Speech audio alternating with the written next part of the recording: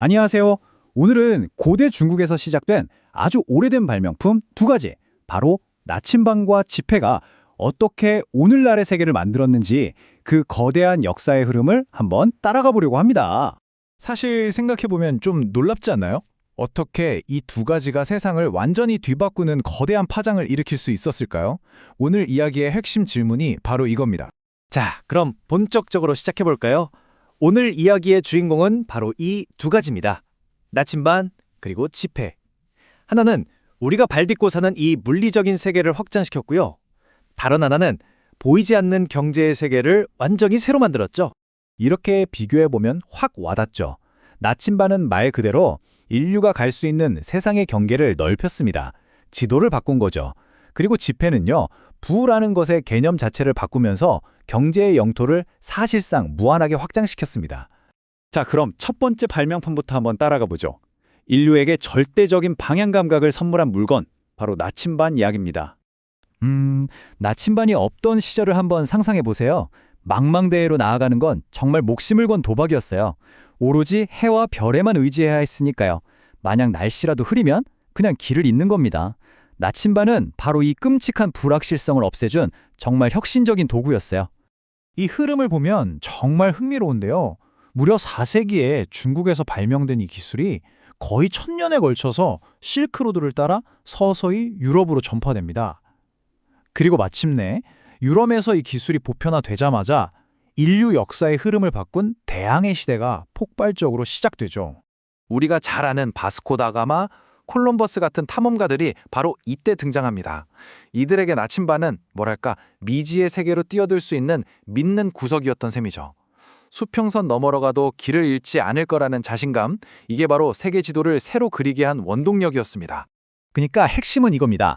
나침반은 그냥 북쪽을 가리키는 도구가 아니었어요. 서로 단절되어 있던 문명들을 연결하는 다리가 됐고요. 유럽에 어마어마한 부를 가져다 줬고 결국에는 산업혁명으로 이어지는 거대한 흐름의 시작점이 된 거죠. 자, 이제 세계는 물리적으로 연결됐습니다. 그럼 다음은 뭘까요? 바로 경제죠. 두 번째 혁신, 돈의 규칙을 송두리째 바꾼 지폐 이야기로 넘어가 보겠습니다. 옛날엔 돈이 무게를 가진 실물이었잖아요. 금, 은, 무거운 동전들, 심지어 소나 양 같은 가축이 돈이기도 했고요. 이걸로 큰 규모의 무역을 한다고 생각해 보세요. 금화가 가득 든 상자를 수레에 싣고 다녀야 하는데 이건 너무 무겁고 위험하고 또 비효율적이었죠. 바로 이 문제에 대한 천재적인 해결책이 중국에서 나왔습니다. 9세기경에 등장한 교자라는 이름의 종이증서였죠. 이게 핵심인데 가치를 들고 다니는 것에서 증명하는 것으로 바꾼 겁니다. 이 아이디어가 나중에 유럽으로 넘어가서 근대적인 은행과 국제 신용 시스템으로 발전하게 된 거고요. 이건 정말 혁명적인 발상이었어요. 종이 자체는 아무 가치가 없잖아요. 그런데도 국가가 보증하고 사회 구성원 모두가 그 가치를 믿기로 약속하면서 돈이 되는 거죠. 오늘날 우리가 쓰는 돈, 바로 이 신용화폐 시대가 이렇게 시작된 겁니다. 그러니까 지폐의 발명은 단순히 거래를 편하게 만든 수준이 아니에요. 이게 글로벌 경제의 판을 짜는 국제 통화 시스템의 기초가 됐고요. 더 나아가 우리가 지금 쓰는 신용카드, 모바일 결제 같은 전자금융의 아주 먼 조상이라고 할 수 있습니다. 자, 이제 그림이 좀 그려지시나요? 한쪽에서는 항해 기술이 폭발적으로 발전하고 다른 한쪽에서는 금융이 혁신을 거듭하고 있습니다. 그럼 이 두 개의 거대한 물결이 만났을 때 과연 어떤 일이 벌어졌을까요? 나침반 덕분에 전세배 바닷길이 열리니까 이제껏 상상도 못했던 규모로 물건들이 오가기 시작합니다. 그런데 이 거대한 거래들을 예전처럼 금화나 은화로 일일이 계산하기에는 이제 스케일이 너무 커져버린 거죠. 여기서 바로 지폐의 개념이 다시 한번 세상을 바꿀 준비를 합니다. 이 시기에 바로 상업 자본주의라는 새로운 경제 시스템이 탄생하게 됩니다. 거대한 국제무역, 그리고 그 무역을 효율적으로 뒷받침하기 위한 기업과 금융이 결합된 완전히 새로운 시대가 열린 거죠.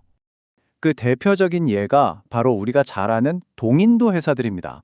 이 회사들은 여러 투자자들로부터 돈을 모아서 사업을 하고 위험과 이익을 나누는 주식회사라는 시스템을 처음으로 도입했어요. 현대 다국적 기업의 원조라고 할 수 있죠. 그리고 이 거대한 무역과 주식회사를 운영하려면 당연히 새로운 금융 시스템이 필요했겠죠. 바로 이 시기에 국제 무역을 전문으로 하는 은행이 생겨나고 주식을 사고 파는 증권거래소가 문을 열고 대륙 간의 거래를 처리하는 신용 시스템이 만들어집니다. 현대 금융의 기본 틀이 이때 다 만들어진 거예요. 자, 이제 정리를 좀 해보겠습니다. 이 두 가지 고대의 발명품이 우리에게 남긴 궁극적인 유산은 과연 뭘까요? 결론적으로 나침반과 지폐는 그냥 신기한 물건이 아니었습니다. 이 두 가지는 인류를 기나긴 고립의 시대에서 벗어나 서로 연결된 시대로 이끈 설계자였고요. 우리가 지금 살고 있는 이 글로벌 경제, 이 자본주의 시스템의 청사진을 그린 도구였던 셈입니다. 정말 과장이 아니라 만약 이 두 가지가 없었다면 인류의 역사는 지금과는 완전히 다른 방향으로 흘러갔을 겁니다. 대항해 시대도 국제 금융 시스템도 그리고 지금과 같은 글로벌 사회도 아마 존재하지 않았을 거예요. 이런 역사를 보고 나면 자연스럽게 이런 질문을 하게 되죠. 과거의 나침반과 지폐처럼 우리 시대의 세계를 근본적으로 바꿀 혁신은 과연 무엇일까요? 인공지능일까요? 아니면 블록체인 기술일까요? 한 번쯤 생각해 보시면 좋을 것 같습니다. 오늘 이야기는 여기까지입니다.